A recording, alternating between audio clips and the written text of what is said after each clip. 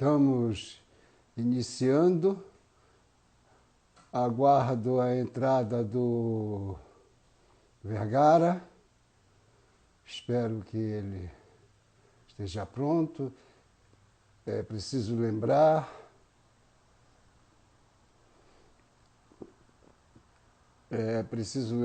que esse é apenas o primeiro de uma série de conversas que nós vamos ter aqui, promovido pela Galeria Múltiplo Espaço de Arte do Leblon, no Rio de Janeiro, que tem como diretores a Estela da Silva Ramos e o Maneco Miller. E eu aguardo vocês, mas também nesses próximos encontros. Opa! Pô, cara, É a duro. gente é duro aprender essas novidades. Mas agora eu queria começar lembrando uma história de uma pessoa, uma pessoa muito inteligente que eu conheci nos anos 60. Ele fazia cinema, chamado Luiz Paulo Prete. E ele fazia cinema e trabalhava na Cassex, do Banco do Brasil, na carteira de exportação do Banco do Brasil.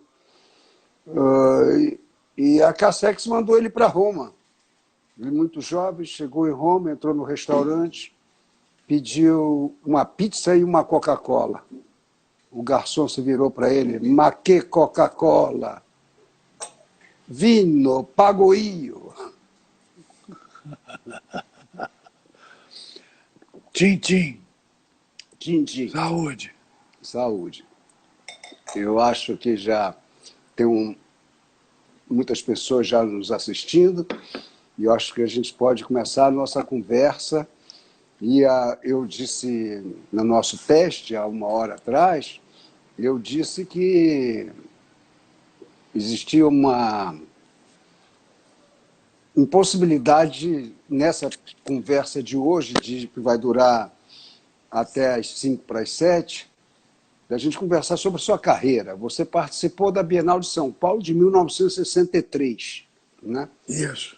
Então, a gente não pode tratar da sua carreira, do conjunto da sua obra. Então, eu vou me ater à sua produção mais recente, que foi objeto de uma exposição que eu gostei muito no Museu de Arte Moderna do Rio de Janeiro no ano passado. E que tinha o que você chamou a exposição de prospectiva, como uma negação da retrospectiva. Isso. Não era isso? A ideia era essa. A ideia era essa. E, embora você tivesse pontuado com alguns trabalhos de monotipias, especialmente uma coleção de lenços formidáveis de monotipias, que são anteriores àquelas obras principais que estavam ocupando um espaço principal. Entre elas, esculturas em aço cortem. E essas esculturas, né, que evocam formas vegetais, e entre elas uma grande mesa em aço cortem para reunir pessoas para conversar, e era povoada no seu entorno de grandes telas. E existia, inclusive, alguns polípticos na parede monumental do Museu de Arte Moderna do Rio de Janeiro, alguns polípticos que ocupavam toda a altura daquela imensa parede. E eram monotipias recentes, de telas recentes, que você fez nas linhas do bonde de Santa Teresa, no Rio de Janeiro. Ou seja, em frente ao seu ateliê. Mas não só. Não só, né? Porque eu fiz o Cais do Valongo. Também teve o Cais do Valongo. Que era Isso é uma importantíssimo lembrar. É importante lembrar as pessoas, essa monotipia... você falar sobre o Cais do Valongo para as pessoas que estão nos assistindo de outros estados que podem não conhecer o Cais do Valongo no Rio de Janeiro. Pois é. O que foi muito interessante é que eu conseguia entrar com a licença do IFAM para entrar no Cais do Valongo, para fazer a monotipia, e consegui do mestre lá, das obras que estão sendo feitas lá de restauração, que ele me desse da terra de lá para eu moer e fazer o pigmento com o qual eu fiz as monotipias. E essa terra de lá podia conter Deus sabe o quê.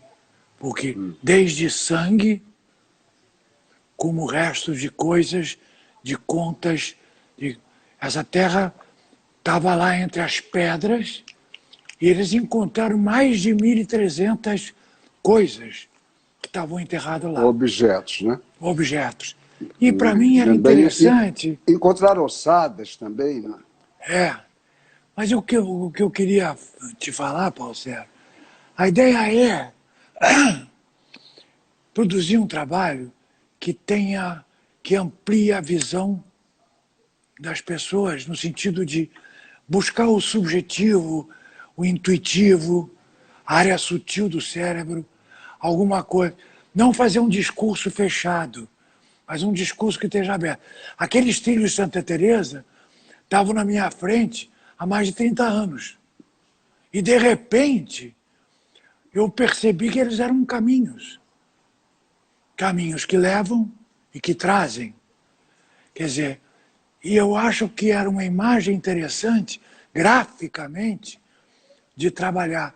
Porque a monotipia, ela consegue captar pequenos detalhes do lugar, da rua, tal, das pedras. E essa coisa, quer dizer, tem uma, vamos dizer assim, eu não gosto de pintura exibida. Eu gosto de pintura grande. Eu acho que em arte tamanho é documento.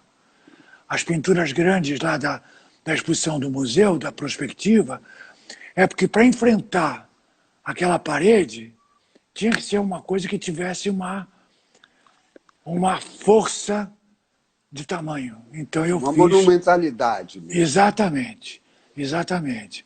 Eu acho que no caso de artes visuais, tamanho é documento.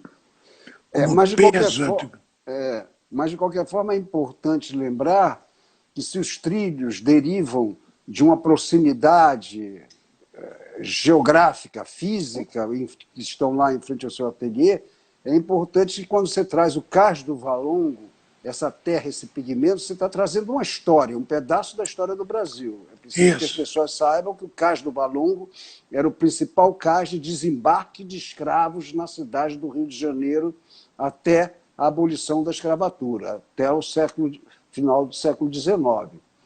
Então, essa memória está impregnada também naquela terra, no pigmento que você usa. Então, tem uma dimensão, uma imediata, muito próxima, como os trilhos do bonde de Santa Teresa, né? No bairro de Santa Teresa, onde você tem seu ateliê, de onde você está falando agora, e o outro, a história mesmo do Cais do Valongo, com sua história da opressão, né?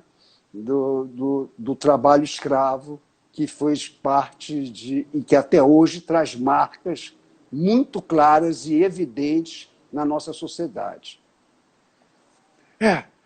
A ideia era uma coisa também que pudesse ter uma dimensão um pouco maior. Essa coisa de arte, às vezes, Paulo Sérgio, tem uma coisa erudita que afasta a gente. E eu queria fazer alguma coisa que aproximasse gente do trabalho. Quer dizer, eu estou falando para todo mundo. Eu não estou falando para eruditos, para pessoas que são iniciadas, grandes conhecedores. Eu estou falando para quem tem olhos para ver. E a ideia é ver pensando, pensar vendo. Essa ideia é que eu tenho perseguido. A ideia de prospectiva é que eu estou olhando para frente. Entendeu? Eu estou olhando para frente. Se você me perguntar qual é o seu melhor trabalho, é o próximo. Espero que seja o próximo. Eu estou fazendo coisas nesse recolhimento obrigatório. Estou desenhando em casa, estou fazendo cartões postais, estou pensando numa operação em em conjunto com meus colegas, de eu fazer, por exemplo, quando eu fiz nos anos 70 o texto em branco, de eu fazer um desenho de um envelope numa página e desenhar até a metade. E mandar isso para um colega meu que termina ao outro lado do envelope. Porque, no fundo, agora, quer dizer, um pouco o anseio é de tocar na mão do outro, né? E aí, estou pensando nisso, né? Estou fazendo, por exemplo, fiz esse cartão postal aqui, Ah, bonito, com as máscaras. né? Muito bom para o momento Recordações de atual. 2020. E nós estamos fazendo essa conversa Então, eu estou exatamente para fazendo que as coisas pessoas... em casa que possam... eu não estou matando tempo. Eu estou tentando ganhar o tempo.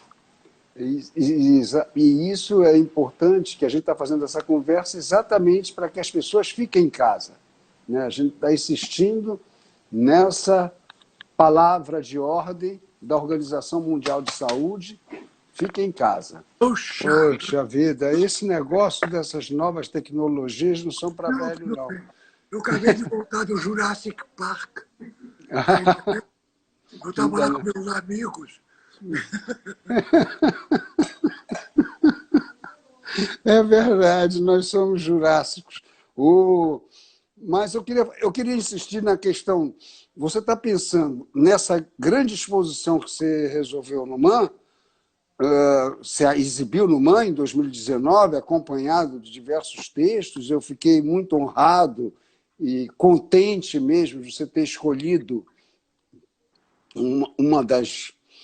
um texto meu que eu escrevi ainda para uma exposição sua em Paris, onde eu fiz uma adequação para a atualidade, chamava Estranha Proximidade, não é isso? Isso. É. Estranha Proximidade porque as coisas estavam muito perto, mas são estranhas, ou seja, são desconhecidas. A gente está vendo pela primeira vez. Então, por isso, essa proximidade estranha que aquelas grandes monotipias que se apresentou em Paris, no CCBB, acho também em outros locais. O que eu queria lembrar agora é o desdobramento que você está pensando dessa exposição em Minas Gerais. O que dela vai para Minas Gerais no futuro? Vai quase... É Belo Horizonte, né? É, Belo Horizonte, no museu que se chama Museu Inimar de Paula, que é um artista mineiro importante. E o museu tem umas características. É um museu interessante, 3 andares. É um museu interessante porque ele é Ele fica onde em Belo Horizonte, hein? No centro de Belo Horizonte. Ah, no centro. No centro de Belo Horizonte. Então, é um lugar muito visitado e tem uma coisa que eu acho interessante, ele é gerido por amantes de arte, colecionadores, gente, quer dizer, não é uma coisa do Estado. Pertence ao poder público, não é nem do município, nem do Estado de Minas Gerais. Não, é particular. Nem é federal, é particular, um museu particular. Financiado pelos colecionadores de Belo Horizonte. Então, é uma coisa interessante. Eu vou levar para lá a exposição quase toda, menos as grandes esculturas e a mesa que vão ser dadas na Cidade das Artes. Elas vão para a Cidade das Artes. Aqui no Rio de Janeiro. Cidade das Artes, aqui no Rio de Janeiro. Na Barra da Tijuca. Lá eu produzi outras esculturas que vão ser mostradas lá. Então, ia inaugurar agora dia 28, que é o aniversário do museu. Mas daí, por causa da situação que estamos, foi... Claro, não, é evidente. Tudo está adiado no mundo inteiro. Até as Olimpíadas. Até as Olimpíadas de Tóquio foram adiadas. Então, evidentemente... A minha relação com Minas é muito forte, bastante antiga. Quer dizer, eu, por acaso, encontrei na minha própria biblioteca uma coisa interessantíssima, porque foi um guia de Ouro Preto, escrito pelo Manuel Bandeira, imagina. E aí tem coisas maravilhosas, inclusive um aprofundamento sobre a vida do Aleijadinho, que me interessou muitíssimo.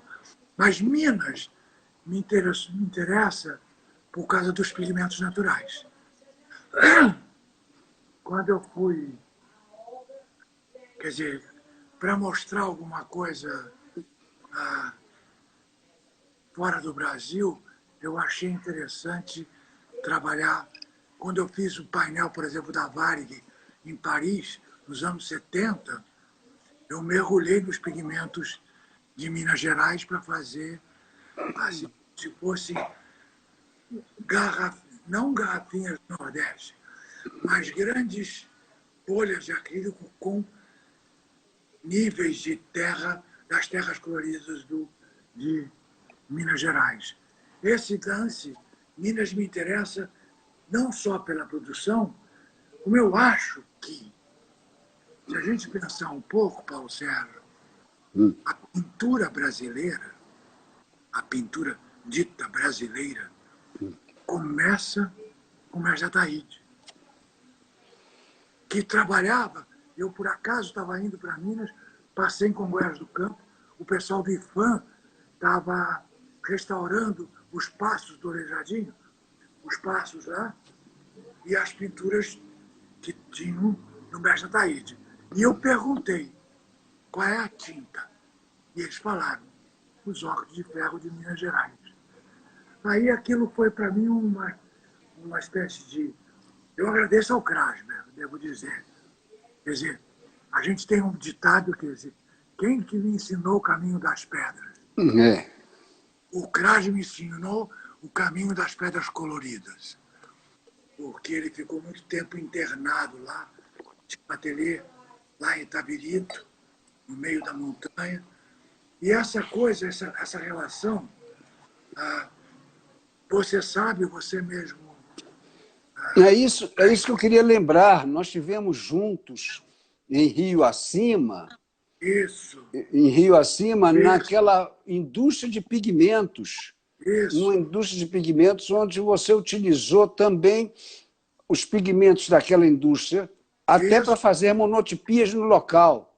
Pois Né? é, Você porque... me presenteou com uma coisa que eu vejo todo dia lá no meu escritório do Cosme Velho, que é aquela belíssima boca de forno dos pigmentos, que queimava os pigmentos, né? Exato. Com a intervenção em amarelo na pintura. Então, você não deixava a monotipia agir sozinha naquele momento e você interferia com o gesto do pintor em uma grande pincelada. E isso foi há muito tempo atrás, né? Que depois você fez aquela exposição grande no Paço Imperial com essas bocas de forno e essas monotipias de Rio Acima. Rio Acima, para o pessoal que não sabe, é um município limítrofe a Belo Horizonte, e onde tem essa indústria de pigmentos que pertencia a ingleses imigrantes. A família A família Morgan, A mas família era Morgan. brasileiro já. Brasileiro já, mas descendentes de imigrantes ingleses, né? E, Mas, e mas eles eu eram acho realmente... interessante, Paulo Sérgio, Não. o que eu acho interessante é uma conversa da imagem. Quer dizer, a imagem, quer dizer, eu não vou reproduzir o real. O que interessa é travar uma conversa com o real. Quer dizer, a coisa da monotipia, que traz uma espécie de sudário, como o sudário de Cristo. de Cristo, do Evangelho mesmo. O lenço de Verônica, o lenço de Verônica. O lenço de... Que tem uma marca daquilo que é irreproduzível. É aquilo mesmo. E, ao mesmo tempo, poder operar em cima, trabalhar em cima, acrescentar um comentário. Quer dizer, a pintura um pouco tenta averiguar o visível e o invisível que tem atrás do visível. Quer dizer, o meu projeto um pouco passa por aí. Quer dizer, eu acho que as pessoas, quer dizer, se eu me pergunto o que eu tenho que dizer para as pessoas, é que ver é uma coisa mais densa do que se parece. Por exemplo, se você está... O ouvido teu é mais poético. Por quê? Se você está sentado num lugar, entra uma música, qualquer que seja, que te toca no sutil. E você, de repente, viaja naquilo. O olhar, não. O olhar é muito pragmático. Talvez porque a gente, quando é criança, os pais e as mães dizem assim, cuidado com a altura, olha o degrau, não vai cair daí. Então, esse tipo de coisa transforma o nosso olhar numa coisa muito pragmática. Quando, e para ele ser poética, é um esforço teu intelectual. É um esforço teu de aprender a ver mais densamente. Aprender a ver mais intuitivamente. Menos para reconhecer, sim, o que a luz te mostra, mas perceber que tem coisas atrás. Naqueles fornos, por exemplo, tem uma história gigantesca de Minas Gerais e da descoberta dos pigmentos. Eu me lembro quando eu fiz o trabalho sobre a missão de São Miguel, lá no Rio Grande do Sul, que você conhece. Eu sei. Eu fiquei muito impressionado lendo o livro do Padre Sepp, que era o prior de São Miguel, porque em São Miguel vieram jesuítas de outro quilate. O Padre Sepp era cantor de Viena, um músico de Viena que foi para lá. Quem fez a igreja? O Primoli era um arquiteto de Florença. Então eram pessoas de alto nível, jesuítas sacerdotes, jesuítas, mas que tinham uma outra visão. E aí o Padre Sepp conta numa carta para o irmão dele em Munique, dizendo o seguinte, achamos ferro na terra daqui. Tinha 13% de ferro. E ele diz, graças a Deus não achamos ouro.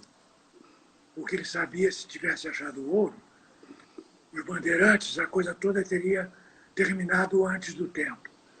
Tanto assim que o primeiro sino fundido no Brasil foi fundido na missão de São João Batista com o ferro de lá e com os outros metais de cobre e latão que os guaranis foram a cavalo ao Peru buscar.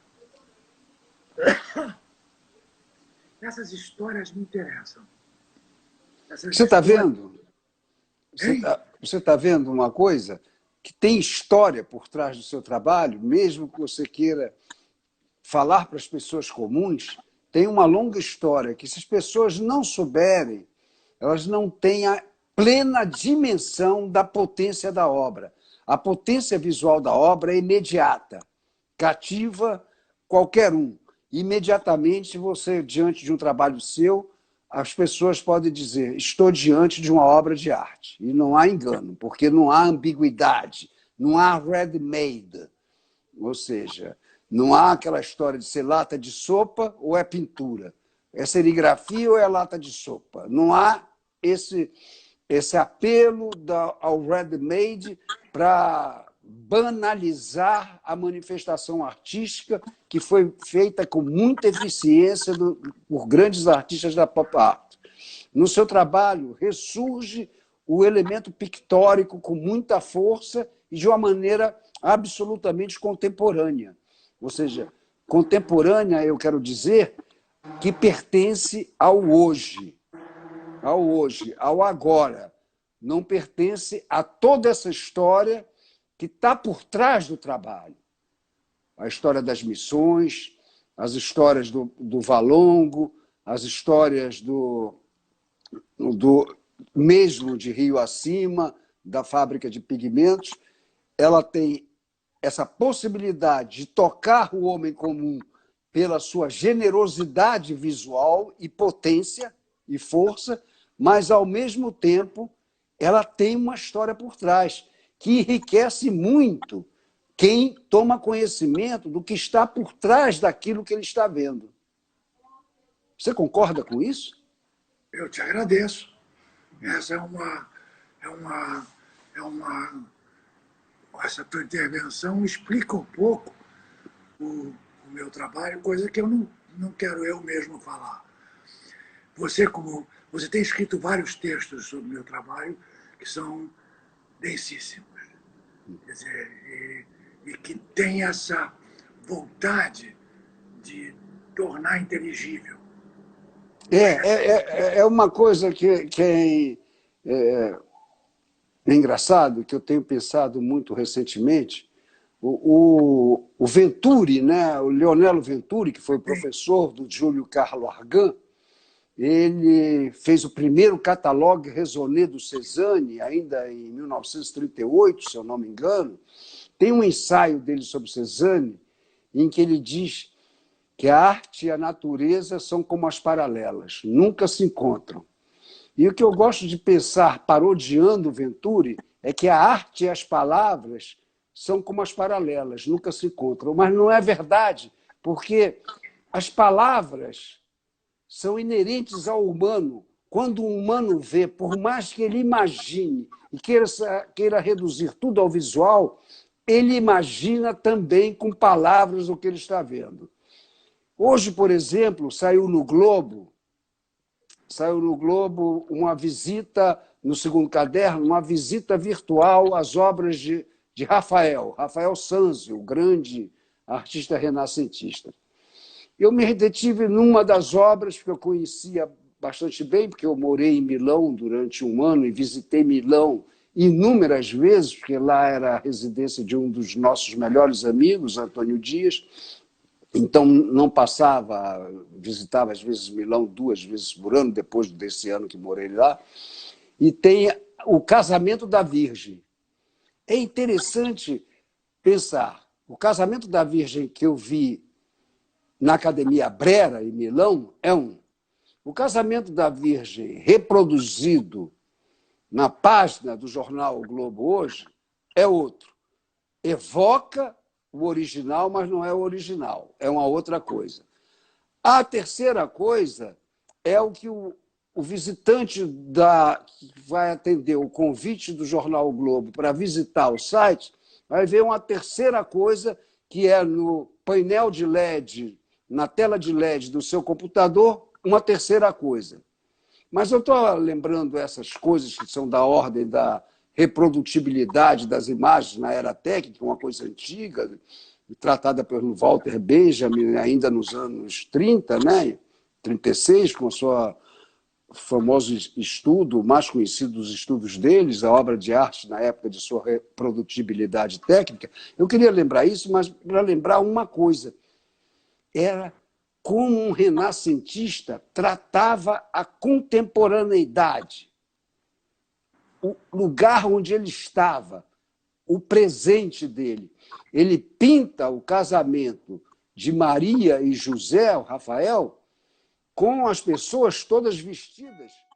Ele não tenta recuar para como seria Jerusalém, a terra dos hebreus, o casamento na época. Ele reproduz as personagens femininas, os personagens masculinos com roupas contemporâneas, com roupas da época do Renascimento, da época dele, Rafael. Ele estava trazendo para o presente uma cena do passado, mas fazendo-a pertencer ao presente.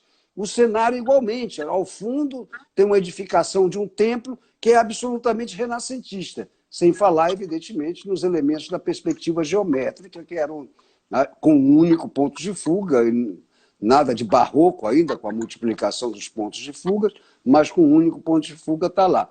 Então, essas coisas, o presente hoje, na sua pintura, é a presença do que está não apenas diante dos seus olhos, mas que está disponível a ser transformado pelo artista que você é, que são meros pigmentos, são meros montanhas de pó. E você transforma naquilo que nós vemos nas suas telas. E agora tem as esculturas recortadas em aço corte. E aí? E aí, aquela praça central da exposição prospectiva do museu tem uma mesa de 4,5 metros, porque a minha proposta é, eu acho que arte é para estar em torno, reunir amigos em torno. No museu não pude, porque pelas leis lá da museologia do museu, abri uma garrafa de vinho naquela mesa. Mas a ideia seria estar juntos, conversando e tomando. Ah, você tem o João aí enchendo teu copo, né? Ninguém me engana, não. Esse copo cheio aí. Eu, graças a Deus, tenho um filho que presta atenção em mim. Ah, não, o João é uma das... É a nona maravilha do mundo. Não, certo? Quer dizer, na verdade, essa ideia da mesa é uma ideia de tentar dividir com os outros coisas. Eu fui agora, fiz uma viagem grande para o sul da França e tem museus com coisas maravilhosas. Fui visitar as peças do Tunga, no sul da França, em Arles.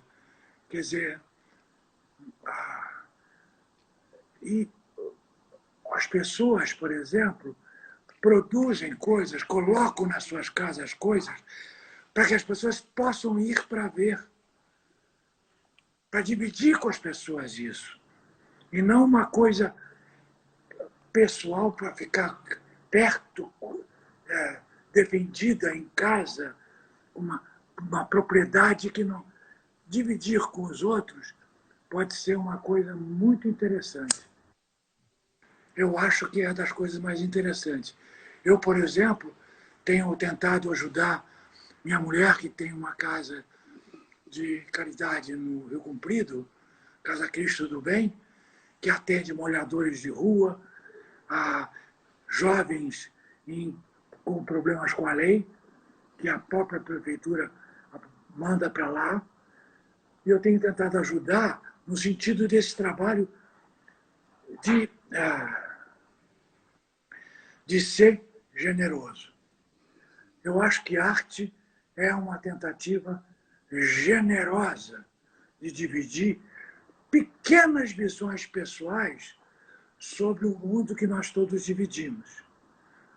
Por exemplo, agora estamos aqui nesse momento complicado, eu estou fazendo alguns desenhos. Mostra de novo aquele cartão postal da máscara. Mostra de novo o cartão postal da máscara. Pode ser que tenha gente que tenha entrado depois. Achei ótimo esse cartão postal. É preciso que a gente pense no momento em que nós estamos vivendo mesmo. Mas ou seja... Tem outras coisas. Com colagem de jornal, tem outros desenhos que têm as caras com máscara, mas liberado para fazer uma coisa mais pictórica em cima. Então eu tô aqui, como te disse, tentando não perder tempo, não matar o tempo. Exatamente. Não matar o tempo. Eu estou relendo pela terceira vez o Proust, Em Busca do Tempo Perdido. Isso. Eu já passei da metade do Sodoma e Gomorra. Poxa! Daqui a pouco eu estou entrando na Prisioneira, né? São 7 livros. Aham, É. muito bom. Já passei do Swan, já passei do A Sombra das Jovens em Flor e já passei também das Guermantes, da família Guermantes. Já estou no Sodoma e Gomorra, onde ele trata com uma audácia incrível 3 temas tabus na época: o homossexualismo, o lesbianismo e, sobretudo, o antissemitismo, porque ele era um grande defensor do Dreyfus. Ele era um Dreyfusard convencido. Então, um escritor dos mais inteligentes que eu já li. Eu nunca li em português, eu confesso que eu preciso ler, eu tenho a versão em português, mas eu estou lendo de novo em francês pela 3ª vez.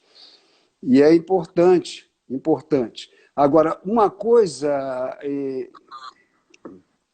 interessante a gente pensar nesse negócio do momento atual, que você sublinhou muito bem, é a quantidade de sites que existe para doações para as pessoas mais pobres. Isso é muito importante, além de ficar em casa, além de guardar o distanciamento social, procurar esses sites, que existem sites corretos, onde você pode fazer doações para os mais humildes nesse momento em que eles não podem ficar em casa porque têm que sair, porque não têm o que comer. Então, é importante que eles também possam ficar em casa. Então, mas voltando à arte, porque eu não consigo deixar de voltar à arte, afinal de contas, não é apenas minha profissão, é meu vício, né? Depois do cigarro e do vinho, é o meu vício maior, eu preferia até só ter um, a arte. E eu estava pensando agora na questão desse aquela área de lenços, né? Que você evoca muito bem, com a perspectiva bíblica, o sudário de Verônica, a monotipia como sendo uma memória bíblica do sudário de Verônica, aquele sudário que enxugou o rosto de Cristo, e trazendo para uma perspectiva absolutamente contemporânea essa memória da monotipia. Essa é uma monotipia histórica e religiosa, o sudário de Cristo. Ele está na história e está na religião. E você traz isso para a contemporaneidade em coisas formidáveis, né? Haja vista a tela que nós estamos vendo ao fundo da sua fala aí, que são, ao mesmo tempo, monotipias com intervenções pictóricas. Os lenços, por exemplo, os sudários, Paulo Sérgio, são feitos em viagem. Eu sou um artista viajante. É. Disso. E procurar lugares onde aflora a ideia do sagrado. A ideia do sagrado não é do sagrado no sentido de uma, de uma, de uma religião qualquer. É a ideia do inefável, aquilo que não se explica por palavras, que você pode, de repente, ter num sinal, numa coisa. O Manuel de Barros tem uma frase que eu adoro. O poeta matogrossense. Isso, poeta, escritor matogrossense. Isso. Ele tem uma frase que eu adoro, que diz o seguinte: pintura são palavras que nos faltaram. Eu acho que nunca tive uma tão boa explicação para essa vontade de fazer pintura. Quer dizer, alguma coisa que não seja simplesmente um discurso do real, mas alguma coisa que ultrapasse isso, que entre no terreno do inefável, aquilo que não se explica por palavras. Eu acho que Paulo Sérgio, nós estamos num momento que não vamos sair iguais. Eu espero que a sociedade não saia igual, mas que a gente está tendo a chance de pensar para sair melhor. E para sair melhor, a gente tem que lembrar que crise é risco e oportunidade. Então, pensar sobre o que a gente está vivendo com esse projeto. Estou numa crise, então é risco e oportunidade. Risco e oportunidade. Como eu estou na etapa de grande risco, quer dizer, estou me cuidando, mas eu acho legal convidar as pessoas que possam ter esse tipo. Eu tenho uma coisa, por exemplo, com um amigo meu, o Álvaro Piquet, por exemplo, que às vezes vamos juntos a Nova York. Eu gosto muito do Álvaro Piquet. Marcamos encontro em frente ao Metropolitan e, em silêncio, subimos até o terceiro andar, onde tem a sala do Caravaggio, e tem uma pintura do Caravaggio, que foi um artista que morreu com 34 anos, feito duelador. Ele teve até exilado em Malta. Ele tem uma pintura que é uma coisa louca, porque é a negação de São Pedro. E você não sabe de onde vem a luz daquele quadro. Talvez seja dos olhos da menina que está dedurando ele para os centuriões romanos. E aí é um quadro absolutamente contemporâneo, no sentido da forma de se exprimir. Caravaggio é uma coisa que se supera. E isso é uma coisa que eu bebo nele, bebo no Antônio, bebo no Tunga, bebo no Zé Rezende, bebo na Ioli, bebo nos... Eu adoro ver o trabalho dos meus colegas. Eu tenho na minha casa coisas porque são coisas que me alertam para uma outra forma de ver. E isso eu acho que é a função da arte.